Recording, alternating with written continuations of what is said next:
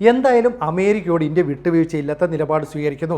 നമ്മൾ ഈ പറയുന്ന പകരച്ചുങ്കം പ്രഖ്യാപിക്കുന്നുണ്ട്. ഇനി എന്തെങ്കിലും തരത്തിലൊരു ചർച്ച നടത്തണമെങ്കിൽ ഇന്ത്യക്കും അമേരിക്കയ്ക്കും സ്വയം ബോധ്യപ്പെട്ട് ഒരുമിച്ച് ചർച്ച നടത്താം. അല്ലാതെ അമേരിക്കയുടെ താല്പര്യം സംരക്ഷിക്കാൻ നമ്മൾ തയ്യാറല്ല.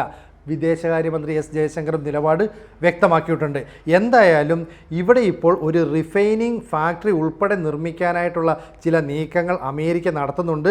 അത് അവർ ഖനനം നടത്തുന്ന ഈ ധാതുക്കളെ അമേരിക്കയിലേക്ക് കൊണ്ടുപോകാൻ വേണ്ടിയിട്ടാണ്. അപ്പം ബീജിങ്ങിനെ ഒറ്റപ്പെടുത്താനായിട്ട് ശ്രമിക്കുന്നു.